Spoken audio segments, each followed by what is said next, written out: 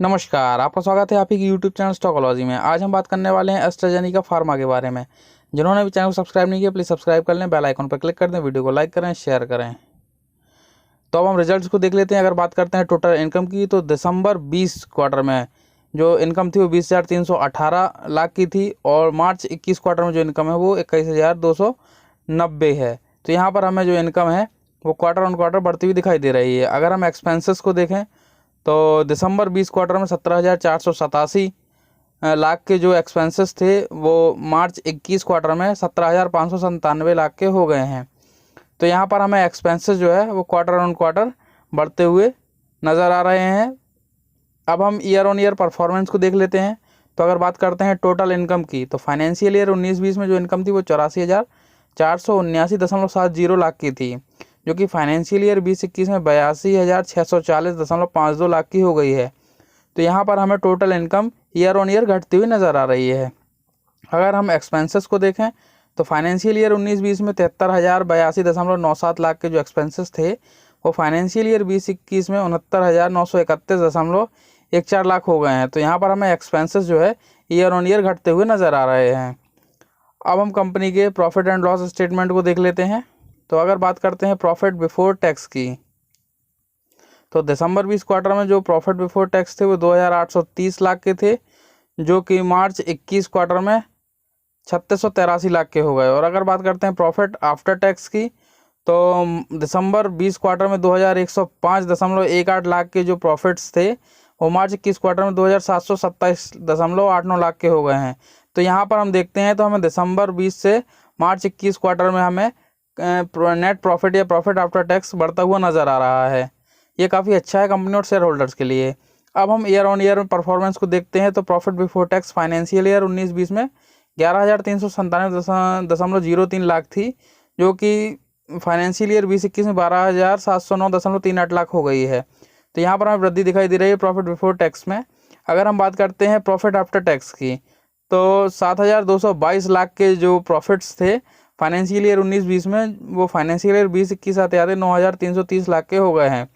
तो यहाँ पर हमें प्रॉफिट आफ्टर टैक्स जो है इसमें ईयर ऑन ईयर में काफ़ी अच्छा परफॉर्मेंस होते हुए दिखाई दे रहा है। तो कंपनी ने जो रिजल्ट्स में काफ़ी अच्छा परफॉर्म करके दिखाया है पिछले वर्ष की तुलना में। अब हम कंपनी के एसेंशियल्स को देख लेते हैं। तो कंपनी का मार्केट कैप 9,630 करोड़ का है। नंबर ऑफ शेयर्स 2.50 करोड़ के हैं। पीबी रेशियो 22.6 का है और डिविडेंड यील्ड 0.03% का है। कैश रिजर्व की बात करें तो 252.52 करोड़ के कैश रिजर्व है कंपनी के पास। प्रमोटर्स की होल्डिंग्स 75% है। सेल्स ग्रोथ 14.21% का है और ROC 34.61% का है। एंटरप्राइज वैल्यू की बात करें तो 9,377.48 करोड़ है। शेयर का PE रेशियो 127.38 का है। फेस वैल्यू को देखें तो 2 रुपये का है और बुक वैल्यू 170.43 का है। कंपनी पर अगर कर्जे को देखें हमें तो कंपनी में कर्ज 0 दिखाई दे रहा है, मतलब कंपनी डेप्ट फ्री कर्ज मुक्त है। EPS 30.24 रुपये का है। ROE 21.83% का और प्रॉफिट ग्रोथ 8.68% का है। अगर हम शेयर प्राइस की बात करें तो लास्ट ट्रेडिंग प्राइस जो रहा है 3,848 रुपये है, जो कि आज के दिन का लास्ट ट्रेडिंग प्राइस है। 52 हफ्तों के हाई की बात करें तो 4,970 रुपये है, जो कि 8 सितंबर 2020 को बना था। अगर 52 हफ्तों के लो की बात करें तो 2,890 रुपये है, जो कि 28 मई 2020 को बना था। तो इस प्रकार हमने कंपनी के लो, हाई और एसेंशियल्स को देख लिया है। अब हम कंपनी के पिछले 4 वर्षों की परफॉर्मेंस को देख लेते हैं। तो कंपनी के जो 2017 के रेवेन्यू थे वो 558 करोड़ के थे, जो कि 2018 में 583 करोड़ के हो गए। 2019 में 744 करोड़ के हो गए और 2020 में 844 करोड़ के हो गए। तो यहाँ पर हमें रेवेन्यू में जो बढ़ोतरी दिख रही है वो काफ़ी अच्छी दिख रही है, काफ़ी ज़्यादा बढ़ोतरी दिख रही है। अब हम प्रॉफिट्स को देखें तो 20 करोड़ के हैं 2017 में, 2018 में 25 के, 2019 में 54 के और 2020 में 72 के। तो यहाँ पर हम देखते हैं तो हमें प्रॉफिट भी लगातार बढ़ते हुए दिखाई दे रहे हैं, जो कि काफ़ी अच्छा है कंपनी और शेयर होल्डर्स दोनों के लिए। अब हम शेयर होल्डिंग पैटर्न को भी देख लेते हैं।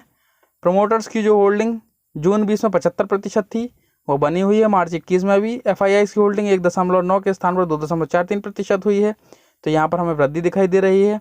DIIs की होल्डिंग 3.39% के स्थान पर 0.93% रह गई है, तो यहाँ पर कमी दिखाई दे रही है। और पब्लिक होल्डिंग को देखते हैं तो 20.42% जो जून 20 में थी वो मार्च 21 में 21.64% हो गई है।